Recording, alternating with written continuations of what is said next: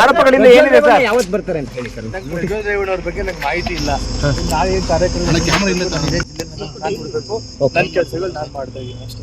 ರೇವಣ್ಣ ಅವ್ರ ಮೇಲೆ ಎಫ್ಐಆರ್ ಆಗಿದೆ ಸರ್, A1 ಆಗಿದೆ ಉಳಾನ್ಸಿಪುರ ಸ್ಟೇಷನ್ ಅಲ್ಲಿ. ರೇವಣ್ಣ ಸಾಹೇಬ್ರಿಗೆ 1000 ಮಾಡ್ಲಿ, ಈಗ ಏನ್ ಸಾಬೀತಾಗಬೇಕೋ ಅದು ಸಾಬೀತಾಗುತ್ತೆ. ಆಮೇಲೆ ನಮ್ಮ ಜಿಲ್ಲೆ ಜನಕ್ಕೆ ಗೊತ್ತು, ಇಲ್ಲಿ ನಮ್ಮ ತಾಲೂಕು ಜನಕ್ಕೆ ಗೊತ್ತು ರೇವಣ್ಣ ಸಾಹೇಬ್ರು ಏನು ಅಂತ.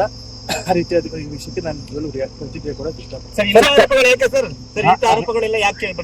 ನೋಡಿ, ರಾಜಕೀಯ ದುರುದ್ದೇಶದಿಂದ ಯಾರು ಏನ್ ಬೇಕಾದ್ರೂ ಮಾಡ್ತಾರೆ.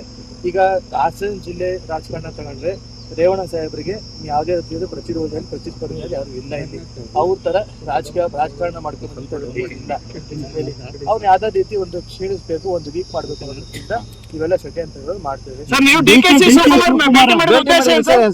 ಡಿ ಕೆ ಶಿವಕುಮಾರ್ ಅನ್ನ ಭೇಟಿ ಮಾಡಿದ್ದು ಜನವರಿ ತಿಂಗಳಲ್ಲಿ ಗ್ರಾಂಟ್ಸ್ಗಳು ಮತ್ತೆ ಕೆಲವು LOC ವಿಷಯವಾಗಿ ಹೋಗಿ ಭೇಟಿ ಮಾಡಿದ್ದು.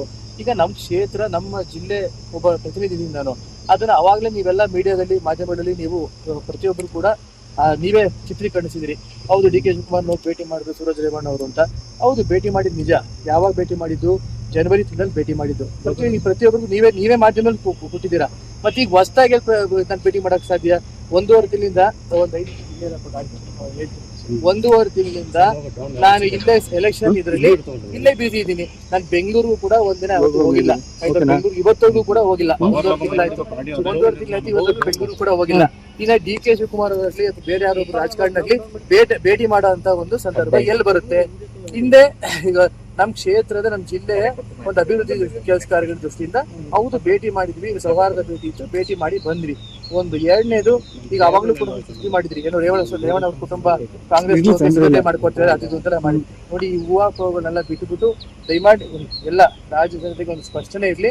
ಇದು ಯಾವುದೇ ತರ ಒಂದು ವಿಷಯಗಳಿಗೂ ಯಾವುದೇ ತರ ಒಂದು ದುರಾಸೆಗಳು ಇರಬಾರ್ದು ಅಂತ ಹೇಳಕ್ ಬಯಸ್ತೀವಿ. ಕೂಡ ಯಾರು ಗೊಂದಲಿಲ್ಲ. ನಿನ್ನೆ ಕೂಡ ನಾವೆಲ್ಲ ಸಭೆಗಳು ಮಾಡ್ಕೊಂಡಿದೀವಿ.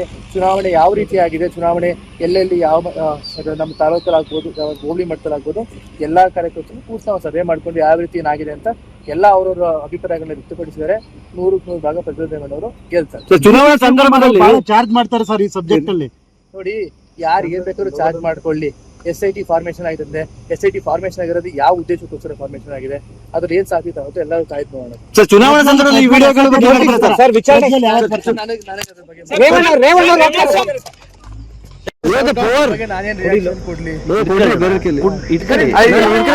ಆರೋಪಗಳಿಂದ ಏನಿದೆ ಸರ್? ಯಾವತ್ತು ಬರ್ತಾರೆ ಅಂತ ಹೇಳಿ ಸರ್. ರೇವಣ್ಣ ಅವ್ರ ಬಗ್ಗೆ ನಂಗೆ ಮಾಹಿತಿ ಇಲ್ಲ. ನಾವೇನ್ ಕಾರ್ಯಕ್ರಮ ನನ್ನ ಕೆಲಸಗಳು ನಾನು ಮಾಡ್ತಾ ಇದ್ದೀನಿ ಅಷ್ಟೇ. ರೇವಣ್ಣ ಅವ್ರ ಮೇಲೆ ಎಫ್ಐಆರ್ ಆಗಿದೆ ಸರ್, A1 ಆಗಿದೆ ಉಳಾನ್ಸಿಪುರ ಸ್ಟೇಷನ್ ಅಲ್ಲಿ. ರೇವಣ್ಣ ಸಾಹೇಬ್ರಿಗೆ 1000 ಮಾಡ್ಲಿ, ಈಗ ಏನ್ ಸಾಬೀತಾಗಬೇಕೋ ಅದು ಸಾಬೀತಾಗುತ್ತೆ. ಆಮೇಲೆ ನಮ್ಮ ಜಿಲ್ಲೆ ಜನಕ್ಕೆ ಗೊತ್ತು, ಇಲ್ಲಿ ನಮ್ಮ ತಾಲೂಕು ಜನಕ್ಕೆ ಗೊತ್ತು ರೇವಣ್ಣ ಸಾಹೇಬ್ರು ಏನು ಅಂತ. ಆ ರೀತಿಯಾದ ಈ ವಿಷಯಕ್ಕೆ ನಾನು ಪ್ರತಿಕ್ರಿಯೆ ಕೊಡೋಕೆ ಇಷ್ಟಪಡ್ತೀನಿ. ನೋಡಿ, ರಾಜಕೀಯ ದುರುದ್ದೇಶದಿಂದ ಯಾರು ಏನ್ ಬೇಕಾದ್ರೂ ಮಾಡ್ತಾರೆ. ಈಗ ಹಾಸನ ಜಿಲ್ಲೆ ರಾಜಕಾರಣ ತಗೊಂಡ್ರೆ ರೇವಣ್ಣ ಸಾಹೇಬ್ರಿಗೆ ಯಾವುದೇ ರೀತಿಯಾದ ಪ್ರತಿರೋಧ ಪ್ರತಿಸ್ಪರ್ಧೆ ಯಾರು ಇಲ್ಲ. ಇಲ್ಲಿ ಅವ್ರ ತರ ರಾಜಕಾರಣ ಮಾಡ್ಕೊಂಡು ಇಲ್ಲ. ಅವ್ನ ಯಾವ್ದೇ ರೀತಿ ಒಂದು ಕ್ಷೀಣಿಸ್ಬೇಕು, ಒಂದು ವೀಕ್ ಮಾಡ್ಬೇಕು ಅನ್ನೋದ್ರಿಂದ ಇವೆಲ್ಲ ಷಡ್ಯಂತ್ರಗಳು ಮಾಡ್ತೇವೆ. ಡಿ ಕೆ ಶಿವಕುಮಾರ್ ಅನ್ನ ಭೇಟಿ ಮಾಡಿದ್ದು ಜನವರಿ ತಿಂಗಳಲ್ಲಿ ಗ್ರಾಂಟ್ಸ್ಗಳು ಮತ್ತೆ ಕೆಲವು LOC ವಿಷಯವಾಗಿ ಹೋಗಿ ಭೇಟಿ ಮಾಡಿದ್ದು. ಈಗ ನಮ್ಮ ಕ್ಷೇತ್ರ, ನಮ್ಮ ಜಿಲ್ಲೆ ಒಬ್ಬ ಪ್ರತಿನಿಧಿದ್ದೀನಿ ನಾನು. ಅದನ್ನ ಅವಾಗಲೇ ನೀವೆಲ್ಲ ಮೀಡಿಯಾದಲ್ಲಿ, ಮಾಧ್ಯಮದಲ್ಲಿ ನೀವು ಪ್ರತಿಯೊಬ್ಬರು ಕೂಡ ನೀವೇ ಚಿತ್ರೀಕರಿಸಿದ್ರಿ.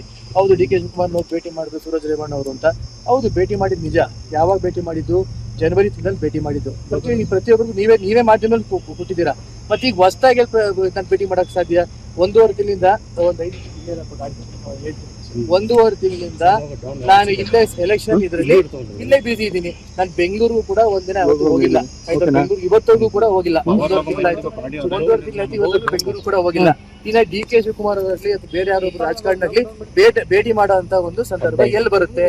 ಹಿಂದೆ ಈಗ ನಮ್ಮ ಕ್ಷೇತ್ರದ, ನಮ್ಮ ಜಿಲ್ಲೆ ಒಂದು ಅಭಿವೃದ್ಧಿ ಕೆಲಸ ಕಾರ್ಯಗಳ ದೃಷ್ಟಿಯಿಂದ ಹೌದು ಭೇಟಿ ಮಾಡಿದ್ವಿ. ಈಗ ಸೌಹಾರ್ದ ಭೇಟಿ ಇತ್ತು, ಭೇಟಿ ಮಾಡಿ ಬಂದ್ವಿ.